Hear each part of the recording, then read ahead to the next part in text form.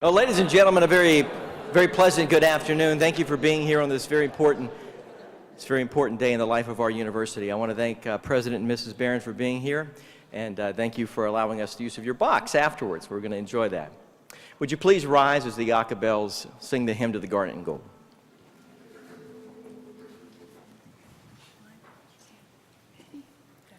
Here's a hymn to the garnet and the gold, ringing to the sky. Here's a song for the men and women bold, sing with heads held high. Striving e'er to seek to know, fight for victory.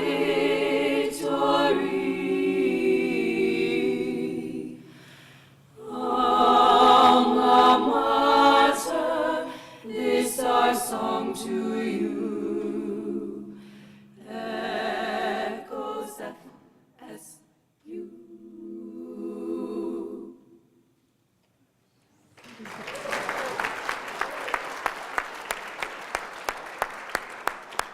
Thank you very much. Well done. It is my pleasure now to welcome to the podium to preside over this Circle of Gold ceremony the FSU Alumni Association's chairman-elect from the class of 1965, Gordon Sprague.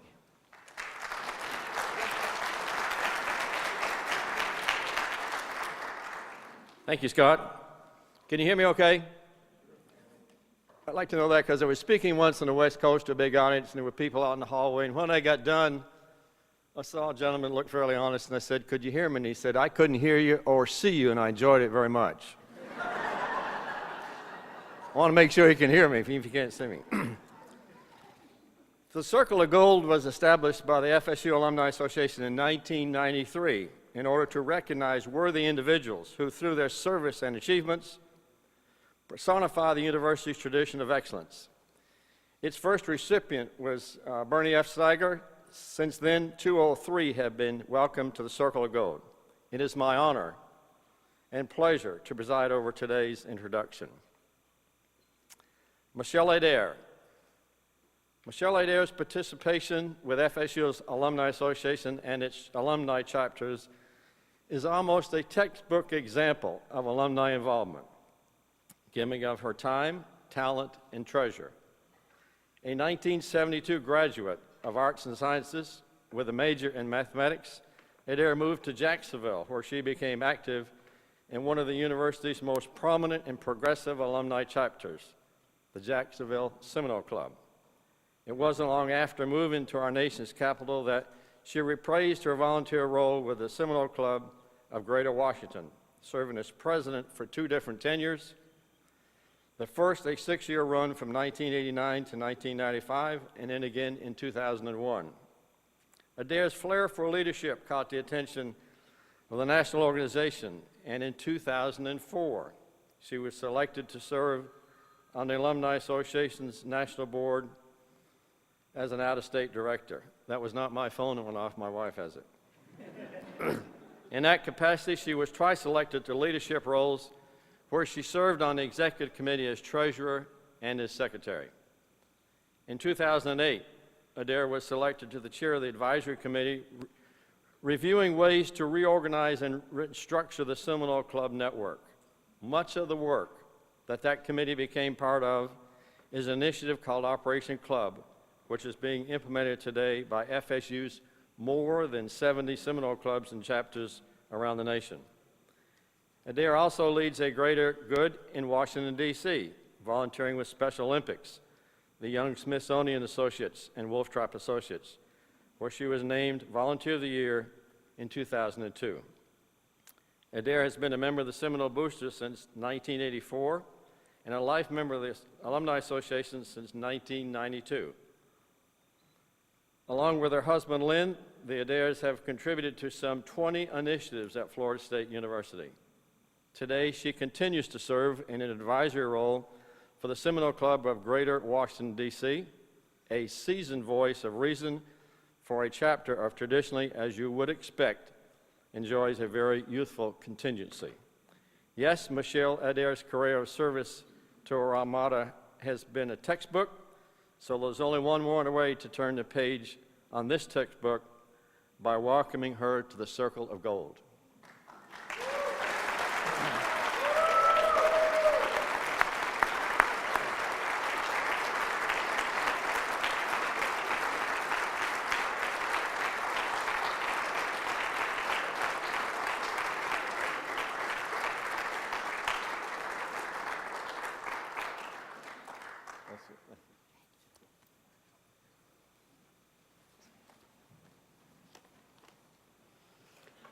First of all, I would like to thank you for the honor of becoming part of what I consider a very, very special group. Through the years, I've gotten to know many of you, and I just admire what you do. Your devotion to the university and your friendship to me has meant a great deal. I would also like to thank my husband, who is from the Show Me State, Missouri. And after I met him, he sort of adopted FSU, as Hugh Durham just said. He said he's an honorary Seminole. He is always there and continues to be. Thank you. Then I would also like to thank my family who are here, my brother, my sister-in-law, and my nephew, John, Jeff, and Kathy, and then my brother-in-law and sister, Barbara and Randy, which are of the Gator contingent, but we love them anyway. And so glad you guys are here. Well, when I got the letter from Scott saying, okay, tell us something about your personal relationship with the university, I have to say it started before I was born. You see, my mother was a Florida State College for Women entry, and then she graduated from Florida State University in 1949. I brought her here. She was suffering from cancer for her 50th emeritus weekend, and to listen to the stories that they told that weekend and to just be there was extremely special. I know she is looking down at us today and very proud of our accomplishment. So I just wanted to say that. Then I went on my memory lane tour of 1970 through 72, when I was actually here at Florida State. And I started remembering Radical Jack in the Union Center, passing out the pamphlets. What a riot. And then I remembered being a female in the School of Mathematics. I was the only student in my first calculus, only female in my first calculus class. It was great odds. And then I remember some of my instructors, like Dr. Chan, who got me through my first year of calculus because I'd never learned to study, but he taught me how to study and gave me that chance. And then there was Dr. Bryant, who was my linear equations instructor. He was something else, arriving on his motorcycle, and a lot of times he was a little bit late. But I think one of the fond memories is being in the basement of the Love Building. You see, there were no laptops, no remote access. We were down there, the College of Business, the School of Arts and Sciences, everybody. We were learning how to punch cards on those key punch machines. And then we were submitting our jobs into this black hole called the computer center. And sometimes you wouldn't get the results until the next morning, and you had a class that you had to turn them into. What a riot. But we were great friends, and we all helped each other. And it was part of that friendliness of the university that I remember. And then, of course, there was my final year in 1972, and with Hugh Durham being one of the recipients. I can't help but remember watching that Final Four, where we almost beat UCLA, in the basement of Cash Hall. What a game. Okay, you've heard about my service with the university. What you don't know is how, with my service with the Seminole Club of Greater Washington, D.C., what you don't know is the how I got involved. Basically, I was working in Jacksonville, as you've heard, and we And I got a job opportunity with the company I was with. Our contract was ending, and I had an opportunity to move to Washington, D.C. Well, it was a good career opportunity, and I decided to take it. We're talking about a Florida girl who started out in a small town and moving to the big city. What an adventure. Well, I got up there, and you know, there's a lot of Redskins stuff up there, but the Seminoles aren't there. And when somebody saw you in a garnet and gold, they thought you were a Redskins fan. I really missed that connection. Then I got an FSU newsletter from the FSU Alumni Association of Greater Washington, D.C. Did not know it existed, and boy, am I glad that I had updated my Alumni Association information. Because in that letter, there was an event to watch the FSU Florida game at a local bar, Theismann's, which was also a Redskin. And I got together with this group of people. We reminisced, we talked about, you know, all the different things we did at the university, and I found people who were there, actually lived at Cash Hall the same time I did. So it was really a nice experience. So, okay, I enjoyed that event. Then I got another newsletter, looking for volunteers. And they had a board meeting. And okay, you know, this is really a great opportunity. I can support the university. So I went. And what I didn't know is back in those days, if you went to a board meeting, you were a de facto board member. We were extremely small back in those days. Our watching parties or events like the bowl games were at the president's house of the club.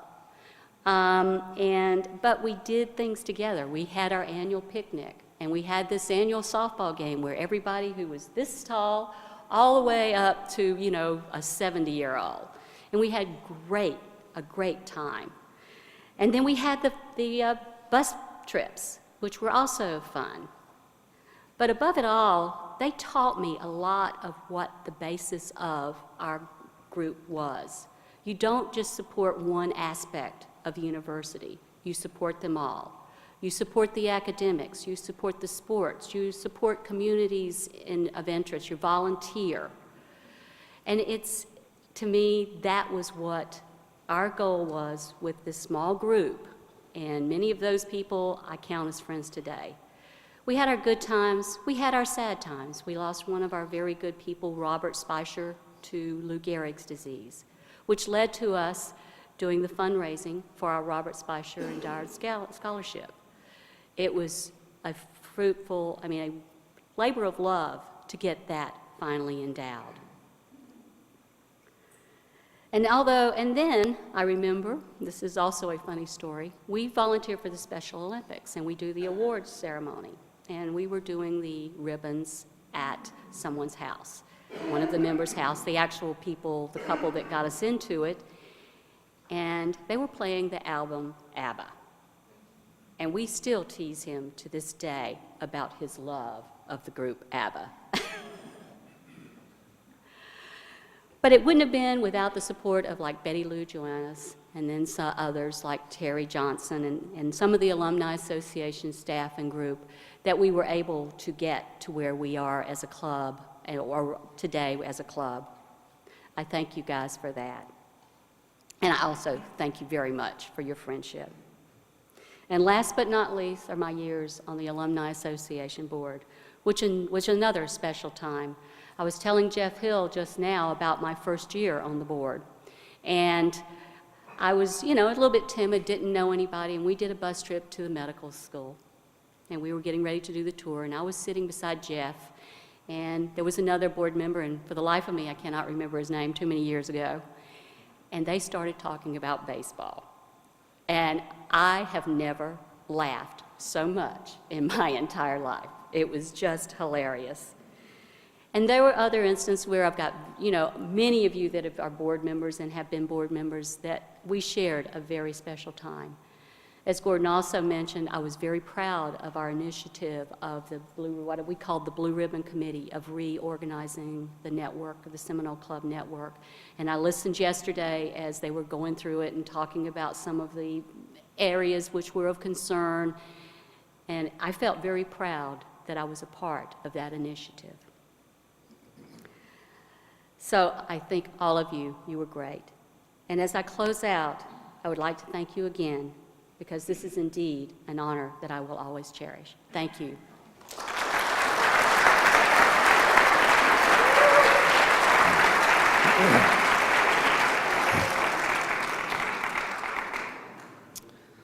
John Carnegie's career at Florida State spanned more than 2 decades, during which more than 170,000 students were turned into graduates.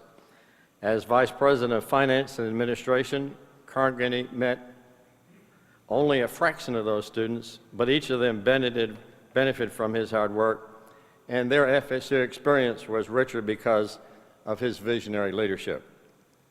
At FSU, Carnegie gained a reputation as a can-do administrator who overhauled antiquated policies and spearheaded new projects. It would be impossible to list all the positive changes that occurred on our campus because of his skill and guidance, but suffices to say, FSU is a radically different and better place because of him. Carnegie directed more than 1,000 employees in his division, overseeing an annual budget of more than $100 million. He served on boards of the FSU Foundation, the Research Foundation, the University Club, and the Civic Center. His 2 alma maters, Southern Illinois and Purdue, honored him with alumni awards. He and Judy gave generously to Florida State, with contributions to more than 17 different initiatives. Carnegie was a person in the development of alumni career. Former alumni president Jim Milton says, quote, "It was safe to say the center would not have been built without John's support and help," unquote. John was on the original committee that worked through the conditions that the university would accept to have the center built on the 17 acres associated with the then president's house. He helped work the process through the FSU Foundation and aided the association in signing the loan agreement. He and his staff helped through the process of getting a bid that allowed the center to be built within the budget, end quote. It has been stated that John was one of the best when challenges arose. Again, Jim Milton remembers there were problems getting the internet backbone across Tennessee Strait, and it became a $500,000 problem that had to be solved. After many meetings, a line-of-sight temporary approach was initiated between the Love Building and the site. Later, a permanent solution was made. The crossing of Tennessee Street was put into our operations budget, and the problem was solved. The approach was implemented also provided a future hookup for the rest of the site, and the new president's home has added to the network at little additional cost. Little additional cost. These were kinds of contributions that Carnegie made in his FSU family every day. The family mourns his recent death, but we are comforted in knowing that John was aware of the Circle of Gold honor being before he passed. Today, the Alumni Association makes its first ever posthumous presentation to the Circle of Gold to Mrs. Judy Carnegie.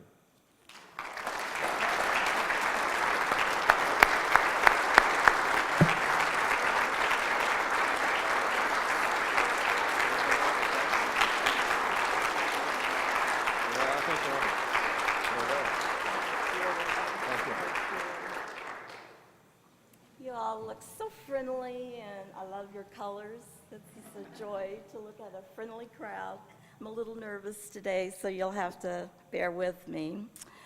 I first want to say to my son and to my grandson, Jason graduated from FSU in 1997, and he is a loyal Seminole fan. And Jack, stand up. I want them to meet you. This is John's pride and joy, Jackson.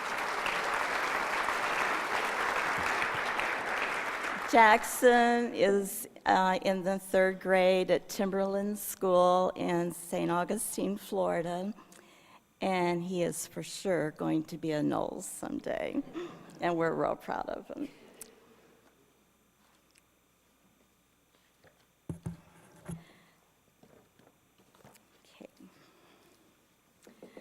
Thank you for honoring my husband, John, with this prestigious Circle of Gold Award.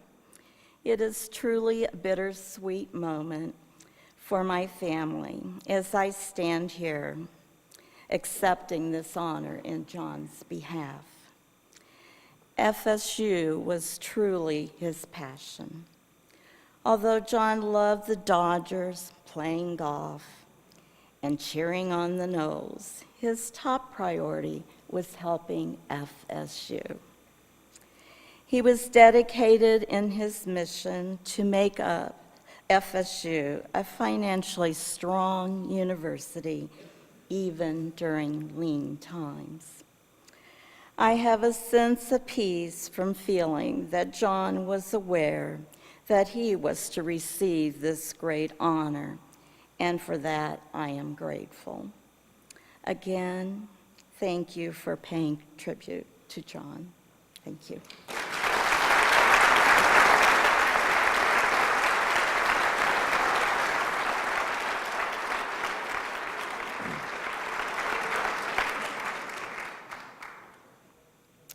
Hugh Durham earned 2 business degrees at FSU, but his life's work has been the business of basketball, where he earned a reputation of the CEO of winning. He also played a mean game of badminton, I can tell you. Mark it down, Hugh Durham is the only coach in NCAA 1 history to reign as the all-time winningest coach at 3 different universities: Georgia, Jacksonville, and of course FSU.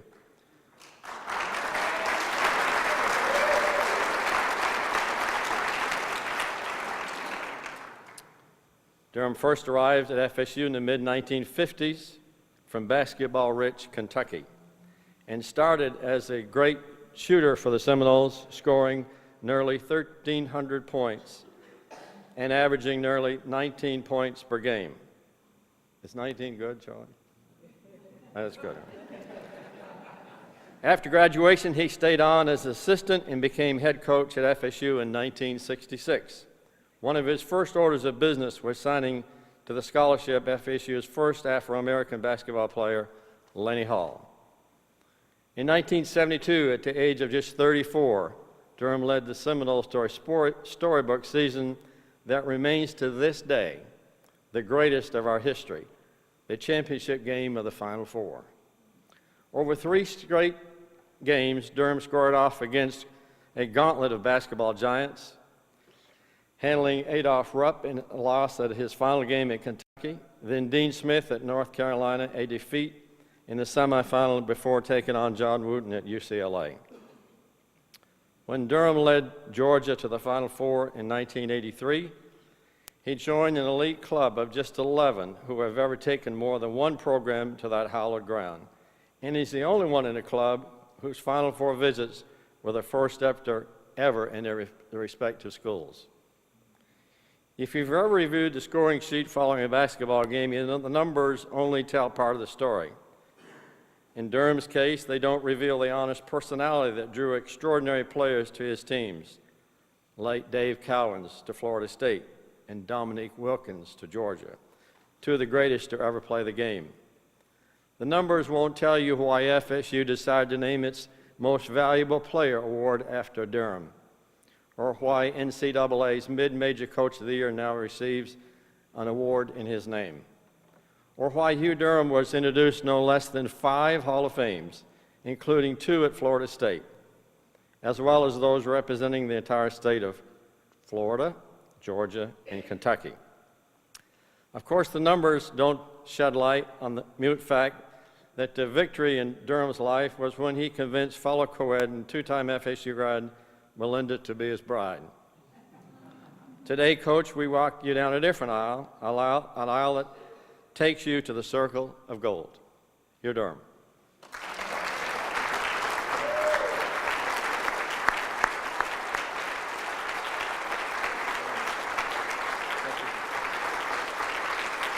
You did play some mean badminton, I know. Thank you, sir. Thank you. Scott sent us a message and said that people be interested in a lot of stories. And so I was trying to come up with some, but before that, I'd like to say what an honor it is for us, and I say us because I include Melinda, because when you're a coach, if you receive any award, it's 99.9% of the time it's because somebody else has done really well.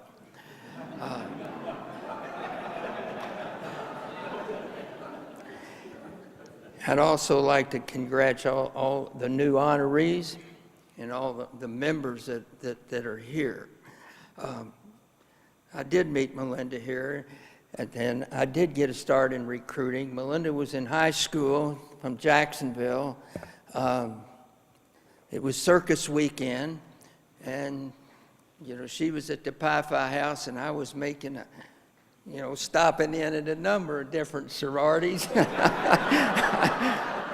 But when I got to the Pi-Phi house, that's where, I said, how about let's going out tomorrow night? And she said, well, I've already got a date. I said, well, what time are you going out? She said 7. I said, why don't we go out at 5?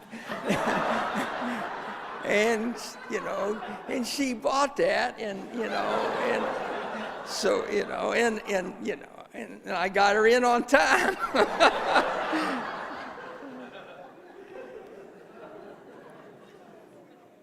I heard the choir, and Florida State has tremendous, phenomenal talent in areas other, Charlie, than athletics.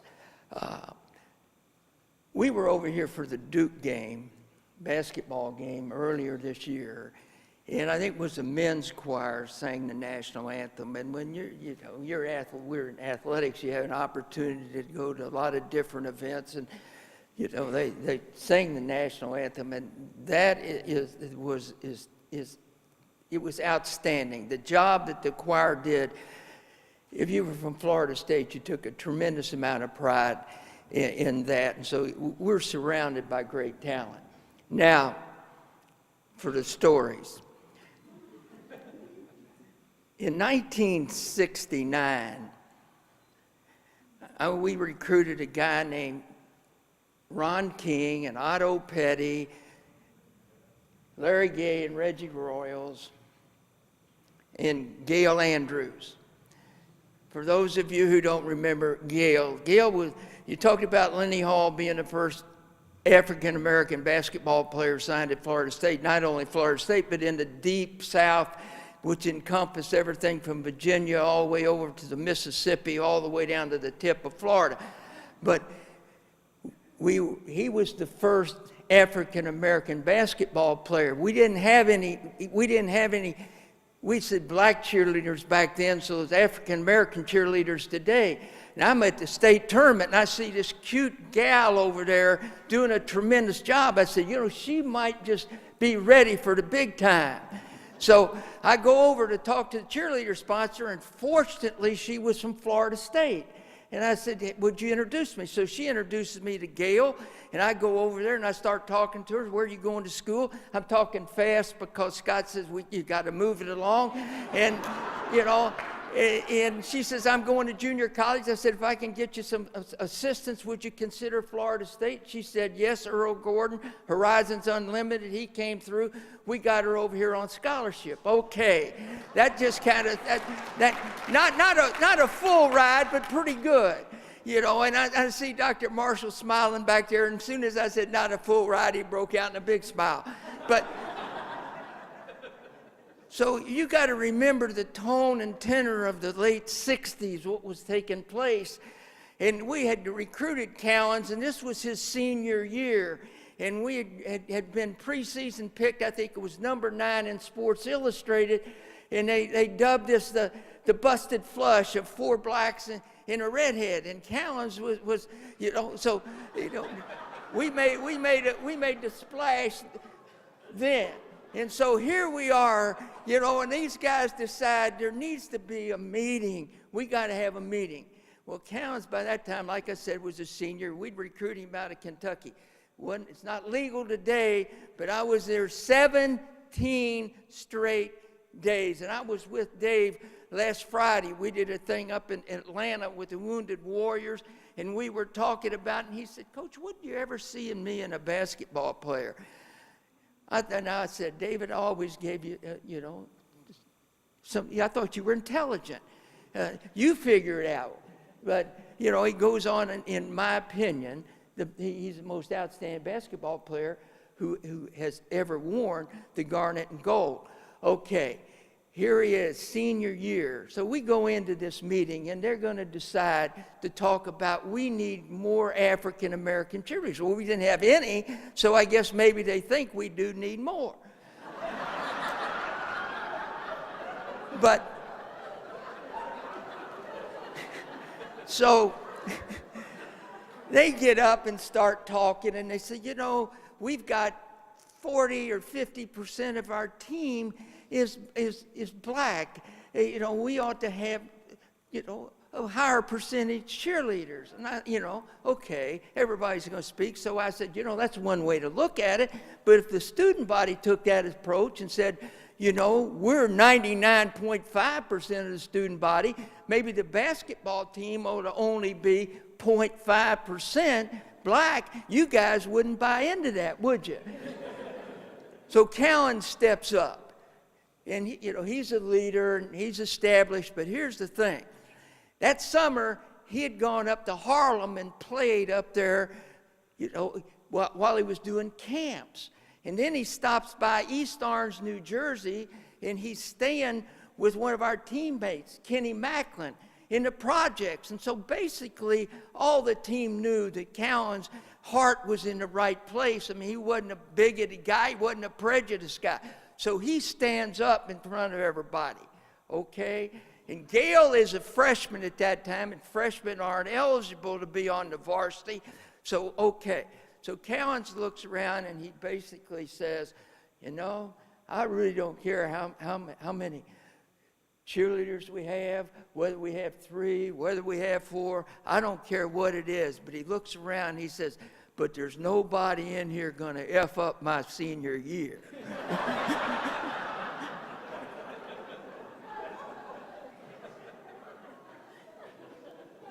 Then, so, okay, things went along fairly smooth, and then we get to the Final Four. We do beat Kentucky, and a lot of people say, what's the game that's more meaningful to you? And naturally, being from Kentucky. And I came down here because a high school football coach had left our high school in Louisville and gone to St. Pete. And Lee Benjamin was the basketball coach at St. Pete High at the time, and he recommended me to Lee, and Lee was a Florida State guy, and he got in touch with Coach Kennedy, and that's how it got started. So the Kentucky thing did mean a lot to me because that was Coach Rupp's last game. We knocked him off. We go ahead.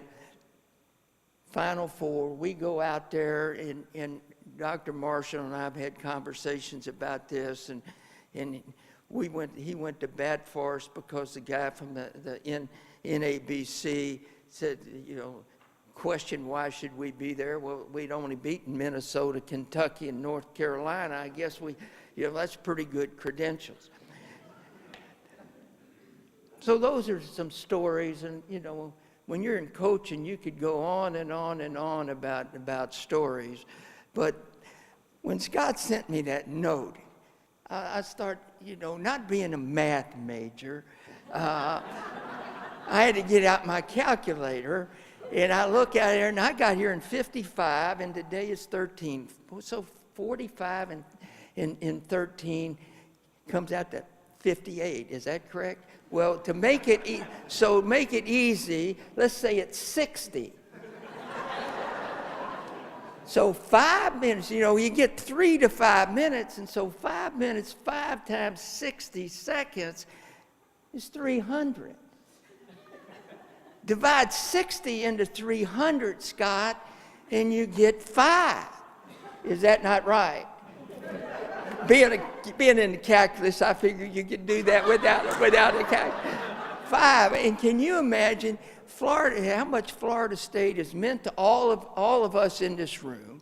And since I'm standing up here talking, it means a tremendous amount to me. That puts a lot of pressure on you to cover every year in 5 seconds. I mean, just so you all can get out here and go to the game early. But Florida State does mean a lot. It means a lot to us. It means a lot to me. It means a lot to Melinda. It means a lot to our family. And it means a whole lot to all of you. And again, it's with a tremendous amount of pride that we accept this honor. Thank you very much.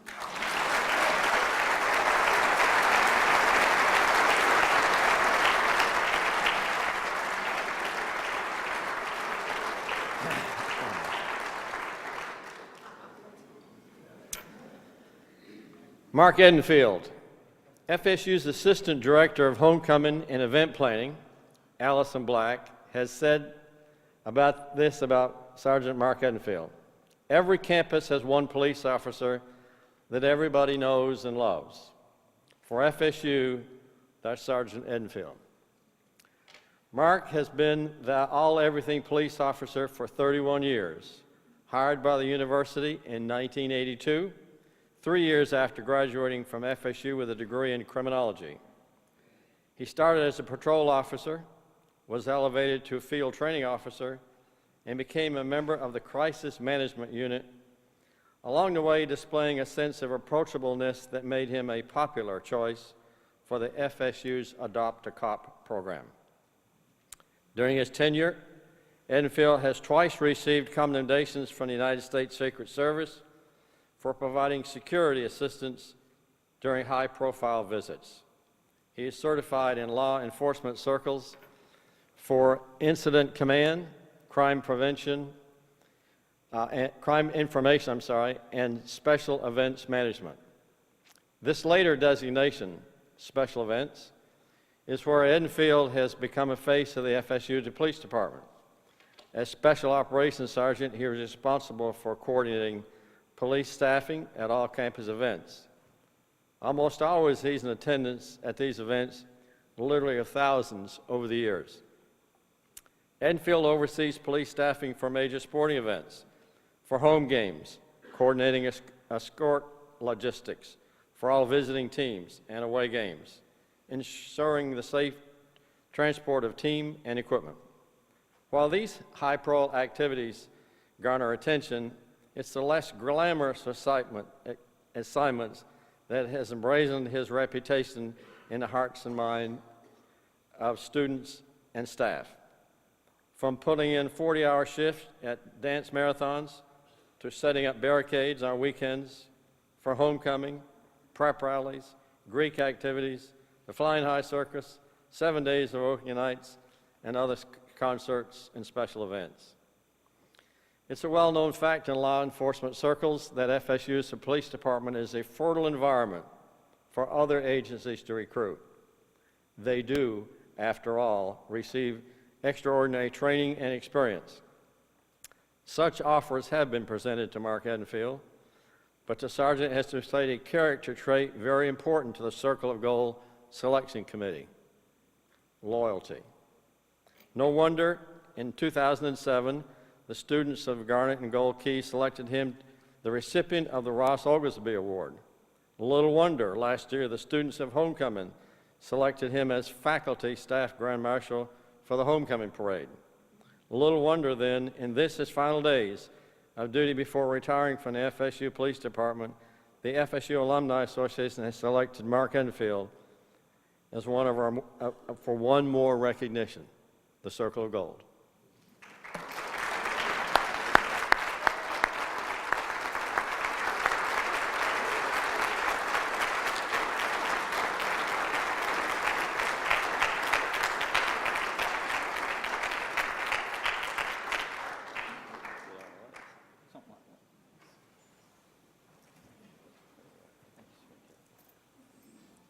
I don't know how I follow Coach Durham, though. It's one thing, I'm used to standing on a field in front of 80,000 people, but I got to tell you, I'm a little kind of like nervous, like a long-tailed cat in a room full of rocking chairs, talking in front of y'all. As Paul Harvey used to say the rest of the story is that I never intended to go to college. I was in high school here. I'm born and raised Tallahassean. My full intent, I'd already signed all but one paper to enter the U.S. Air Force right out of high school. And something happened that kind of changed my mind. My father was diagnosed with a malignant brain tumor, and he passed away in my senior year of high school. Because of that, we were able to, my brother, my sister, and I were able to draw Social Security to go to college. Well, I didn't choose FSU. I went to TCC, and it was kind of like an extra year or two of high school because everybody out of Leon High School almost all went to TCC. But in the January of 1978, I transferred to Florida State. Florida State at that point in time, in January of 1978, was your typical college for about 2 weeks until Ted Bundy did his thing here. So it was a little different. I did not live on campus. I lived off campus, so I didn't quite get the full feel of it. But any of you that were here, especially as students, know that things were a little different then. Doors got locked for a change, and just, a little bit of paranoia going around, and rightly so. So I attended FSU for a year and a half and received my bachelor's degree in criminology. Full intent on going out and working with the Leon County Sheriff's Department or Tallahassee Police Department or somewhere like that. Never thought about Florida State. Was having a hard time finding a job for about 2 years, and then put myself through the police academy, got sponsored by the sheriff's office. And at some point in that time, one of my classmates from the academy actually got a job at FSU. And I knew they'd had a police department. When I was going to TCC, one of our first motorcycle officers used to ride to class, and I'd say, hey, that's a pretty nice motorcycle there. And that looks pretty cool. And then after I was a student here, we had one of our very first crime prevention officers who did what they called a blue light special in the Union, if y'all remember that. He used to play records back then, 45 RPM records, not CDs or anything like that. So that was my first kind of introduction to FSU. But when I went to the academy and one of my classmates was hired, then I got to thinking, well, maybe I should think about applying at Florida State. Well, I did. Went for my first interview, interviewed through a committee of 5 or 6 staff and faculty members and police officers, and was not offered a position. They had one position that went to a former football player at Florida State, Aaron Carter. But about 4 or 5 months later, the lieutenant at that time in charge of personnel for the police department gave me a call and said, hey, are you still interested? And I kind of said, well, okay, I'll come back in. Well, I interviewed with Chief Tanner, and next thing you know, I had a position. And it was one of the best moves I've ever made in my life.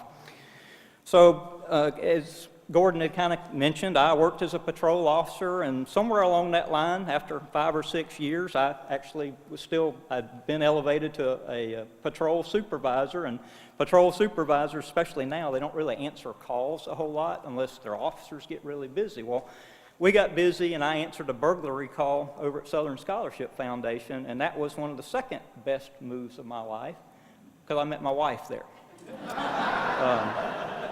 I was very professional, I took fingerprints and, interviewed people, and she was, at that time, she was the head of student affairs for Southern Scholarship Foundation. And at some point in time, the question got asked, so, well, you're not the investigator, you're a patroller. Why do you keep going over there? And I said, have y'all seen the gal that's in student affairs? So, several years later, she became my wife. About 1997 was one of the next best things, and that's when they created the position of Special Operations Sergeant. Never been a position like that before. We'd had events for years and years on campus, but usually somebody else took responsibility for planning them. Well, it had gotten to the point where, it was more of a job, for all these people scattered around. They said they really need somebody to handle this job. Well, they created the position, and I interviewed for that, as well as there was a training coordinator's position open. And I thought, I was a field trainer. I taught out at the police academy. I said, I really want that training position. But for whatever reason, they offered me the position of special ops, and somewhere in there I felt a little kick in the rear end, and I accepted the position. And again, that was one of the best things I've ever done.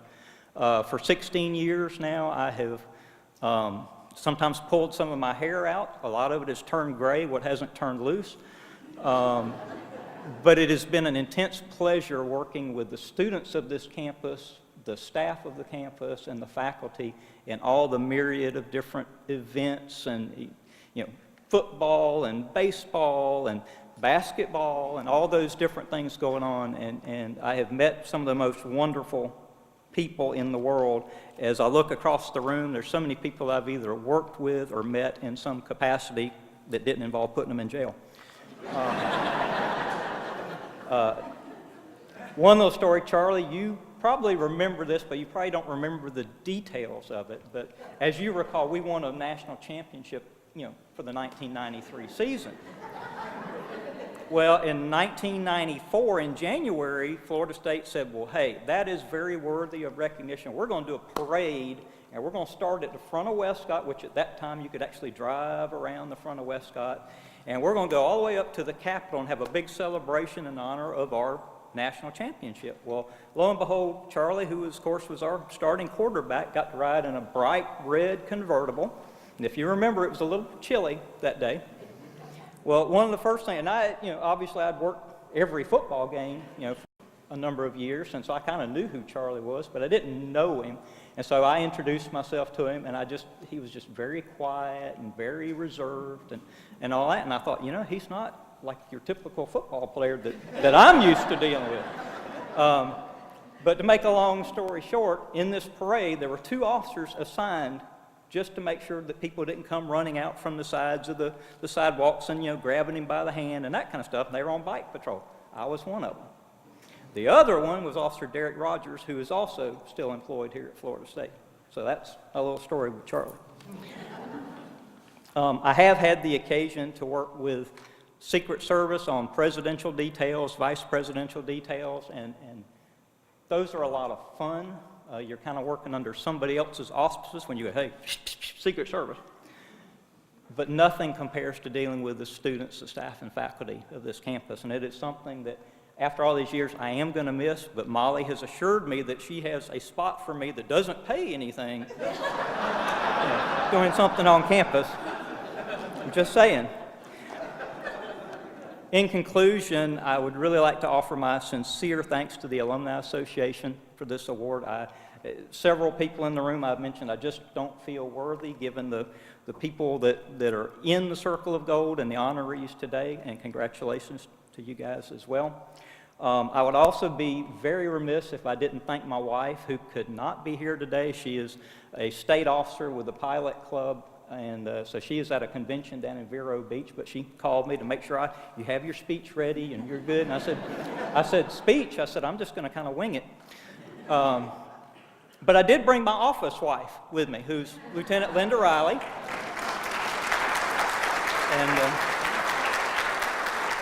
And just a side note, Lieutenant Riley will be retiring in July, a month after I do, because she just couldn't stand to work any longer out here without me.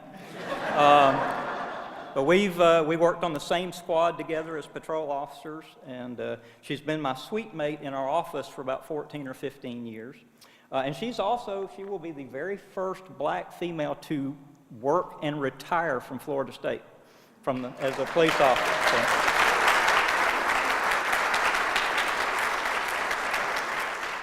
So again, thanks to Lieutenant Riley for her companionship for all these years. I want to thank my wife again for her love and support over all these years. I would also like to thank the late Chief Bill Tanner, who hired me, thank God, and also to Chief David Perry, our current police chief, who without his support and the support of the police department, I could not do the job that I've done. So thank you very much.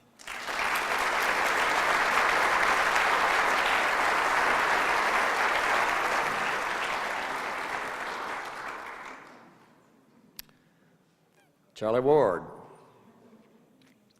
Quite simply, Charlie Ward is the most decorated student athlete in Florida State history, and just as importantly, one of the most ideal citizens. It's difficult to say what he's remembered for most. The list of trophies he's won reads like a who's who in sports. Walter Camp, Davy O'Brien, Johnny Unitas, Maxwell, He was Sporting News Player of the Year and MVP of the Orange Bowl in January 1 of 1994, where he led our Seminoles to their first national title in football.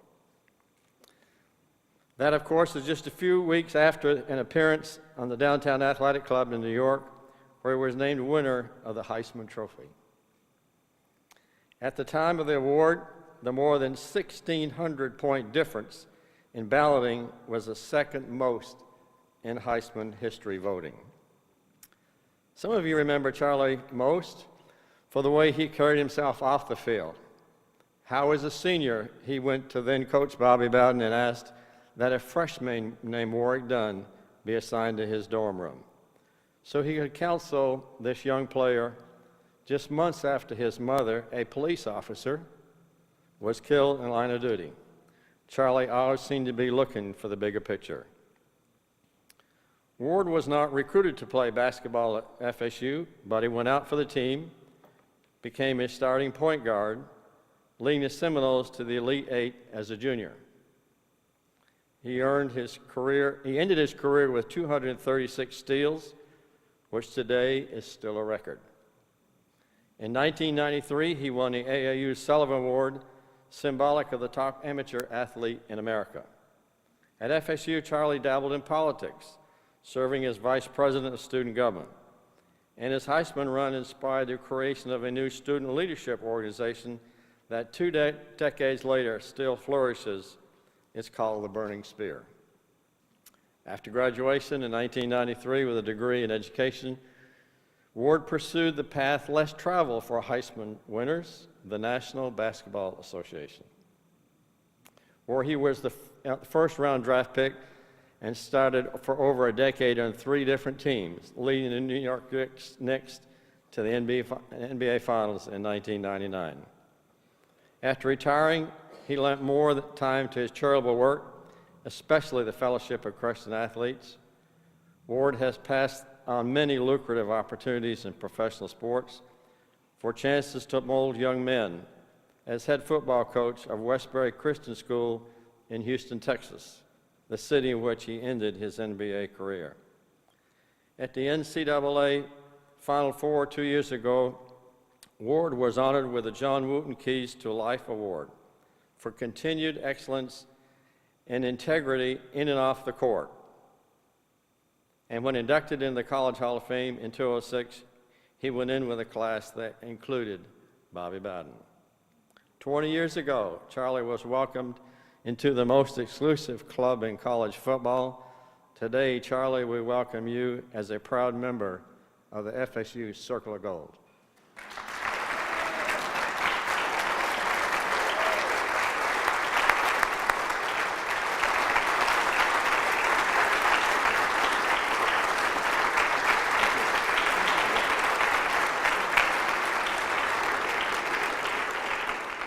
Thank you, Mr. Sprague. I guess 20 years ago, that's a long time. People keep saying you look young, but 20 years is old. So I'm grateful that I'm able to live for 20 years after college and have the great experience that I've had. I'm not sure what's being said here. Me having an opportunity to be with the president at FSU 2 times in 1 week. But whatever is being said, I'm grateful that I have opportunity to be in the presence of Dr. Barron and his wife. Again, they were in Houston, selling FSU, trying to get more money. But I'm grateful that I had the opportunity to be with them. And congrats to all the other inductees and the members as well. I'd like to thank my parents who are here today, my mom and dad who raised 7 of us, and we all went to college and got our degrees, raised a great group of kids. Not saying that we have our issues, but grateful for them and their stability. My brother, his wife, who are here as well, my cousin, first cousin, who hadn't seen in a while, but grateful to have an opportunity to see him and him to be here. My wife, Tanja, who I've been married to almost 18 years, which is a great blessing. My mom and dad have been married for 40 plus years, and my mother-in-law and my father-in-law, who's passed along, have been married for 40 plus years, so we have no choice but to stay married. And we have 3 beautiful kids. Caleb, who's 13 now, who's rocking a high top fade, just like his dad when he was here at Florida State. We have a 9-year-old daughter, Hope, and then there's Joshua, who's 4, and he's encouraging to all of us, teaching us about the fruits of the Spirit. My journey here to Florida State started as a little boy from Thomasville, Georgia, getting an opportunity to watch Florida State athletics on TV. And one of the coaches that was on the television was Coach Bobby Bowden. Growing up, I watched Florida State basketball and football on the television, and when it came time for me to start to look for colleges, Florida State was one of those schools. We used to watch them or see them come to Thomasville on Friday nights before games, and lo and behold, one day, Coach Bobby Bowden shows up to one of our football games, high school football games, and I'm not a awestruck person in the sense of someone comes and I get too excited, but I was very excited that I got an opportunity to have Coach Bowden at one of our games, and then I got extremely excited when he came to our home because we had Coach Bowden sitting in our living room, and he was himself as usual, very cordial, but very smooth in his approach, and he knew how to recruit. He talked to my mom and told him that he would take care of me, so of course that was our go. And while he was there, we talked about what sports I was interested in and all those types of things. And one of the reasons why I came to Florida State was because of Coach Bowden. The second reason is much closer to home. But Coach Bowden was a great man of God, and he reminded me a lot of my father, and I knew while I was here, he was going to take care of me. He was also going to be a great role model for me, and he was. So I'm very appreciative to Coach Bowden, but one of the things that I tell people is, there's Coach Mac Duffy, who's passed away now, but he was a big advocate for me. Coach Bowden wasn't on my bandwagon at the beginning. Coach McDuffie went to bat for me, and I'm grateful for that. He saw something in me that felt like I would be a good Seminole, and I'm grateful that he gave me an opportunity, stood up for me in those recruiting meetings. There's Coach Rick, who's my position coach. Was a great role model for me as well. As being a coach now, I look back and I'm grateful for the opportunity to be able to play under Coach Rick. Coach John Eason, who also took care of me while I was here. I was grateful for those guys doing a lot for me athletically. And we had a great coaching staff, and one of the reasons why we were very successful is because those guys they stayed around for a very long time. Some stayed longer than others. Coach Andrews was here for, 20 plus years, but that was the reason why we were very successful, because there was no change in mindset, and they enjoyed working for Coach Bowden. I'm sure they had plenty of other opportunities. My academics was, I was fortunate to be able to receive my degree in therapeutic recreation, which wasn't easy, playing 2 sports, as you can imagine, and trying to get a degree.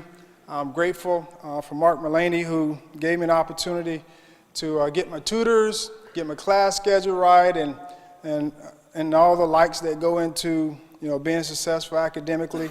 Dr. Fletcher, who was one of my instructors, who also took the time when I wasn't able to make it to class because I was going on a basketball trip. She took the time to have me come in and get what I needed to make sure that I was able to get my degree. Then there's Ms. Sue Hall, who I saw today, and all I can remember her, or one of the things, was, eat your vegetables. And, in our dining hall, that's all, eat your vegetables, eat your vegetables. And now that's what I tell the kids that I coach. I didn't understand it at the time, but now I do. It was very important. Ms. Betty Lou Jonas, who was very instrumental in my first years here at FSU, because I had some issues academically, but she helped me through that time. I graduated from high school. I wasn't able to come to college right away because I didn't pass the SAT. Not sure if many of you all know that, but she was very helpful in making that process smoother. So I'm grateful for Ms. Jonas. And just, I guess, a couple of stories as far as football is concerned. One of them would be, I'm not sure how many of y'all know that I was a punter my first year here at FSU. And I'm very grateful for that experience because at the time, that wasn't what I came to school for. I came to school to be a quarterback, but Coach Bowden, twisted my arm. He's just, like I say, he's a smooth operator. He twisted my arm to say, you try for the job, and if you win it, you win it. If not, then we'll think about redshirting you. But I'm very grateful that I won the job because it gave me an opportunity to get some experience. And also, later in life, looking at it, it gave me an opportunity to play basketball for 4 years, the next 4 years. And my senior year, I was able to continue to play basketball and give myself an option whether to play NFL or NBA. And I'm very grateful for that experience. One of the gentlemen that had a great impact in my life was Warwick Dunn while I was here. I was a senior, he was a freshman, and a lot of people wonder, what did y'all talk about? There was a lot to talk about, but the best part about it was we had a room, and we stayed in the room, and it kept us out of trouble. So, I'm grateful that I had a roommate like him because we very similar in our style, and it kept us both out of trouble. So we have to see Sergeant. I'm sure he saw a lot of football players, basketball guys, but I'm grateful that I wasn't a part of that. Maybe some parking tickets, but nothing more than that. In closing, I'm grateful for this honor and will cherish it with all the other blessings that I received while here at FSU. It was a great run that we had my 5 years here, winning 10 games each year, which was a tremendous blessing. And I'm grateful for all those that have given to make what we have here a blessing. And I talked to our kids at Westbury Christian about the legacy, leaving a legacy. And one of the things that I wasn't, or my generation or generation of athletes here weren't able to experience or have what we have today here at Florida State, but we were a part of that building process. And it's very similar to what I'm sharing with my kids at Westbury Christian. We don't currently have a football stadium, but they're part of that process. And one day when they come back, they'll see I helped build that. So I'm grateful that I have the opportunity to be back, and may God continue to bless everyone.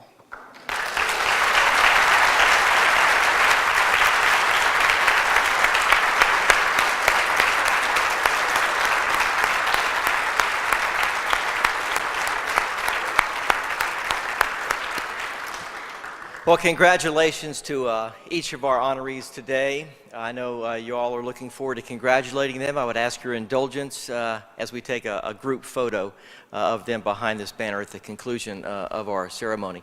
I'd like to acknowledge the work of the Circle of Gold Steering Committee, which is chaired by Cynthia Tunnicliffe, and it also includes Cheryl Beckert and Bridget Chandler, Raymond Cottrell, and Betty Lou Jonas. Appreciate their hard work.